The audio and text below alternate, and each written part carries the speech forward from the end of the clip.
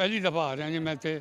बहुत तमन्ना सी मेरी गुरु नानक देव के जन्मदिन से भी। यहाँ पिछले बार भी मैं वीज़ा लवाया सीगा, उदों मैंने मिलिया नहीं गा।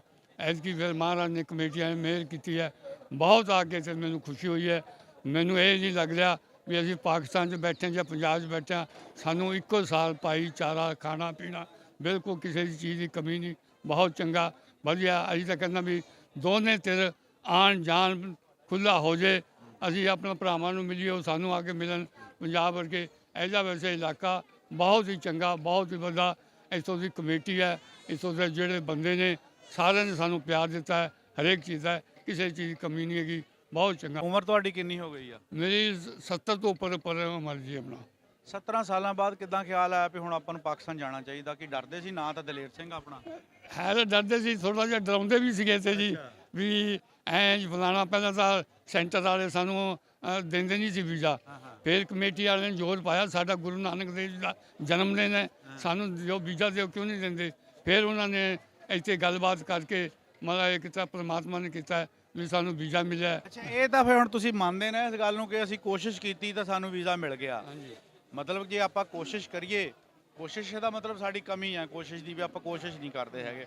ਹੋਰ ਕੰਮਾਂ ਲਈ ਵੀ ਕਰੀਏ, ਜਿੱਦਾਂ ਆਪਾਂ ਵਪਾਰ ਆਪਣਾ ਹੋ ਸਕਦਾ, ਆਪਾਂ ਉਹਦੇ ਲਈ ਕੋਸ਼ਿਸ਼ ਕਰੀਏ। ਆਪਣਾ ਜਿਹੜੇ ਸਖਤੀਆਂ ਜਿਹੜੀਆਂ ਲਾਂਘੇ ਦੀਆਂ ਇਹ ਨਰਮ ਹੋ ਸਕਦੀਆਂ ਅਗਰ ਆਪਾਂ ਕੋਸ਼ਿਸ਼ ਕਰੀਏ।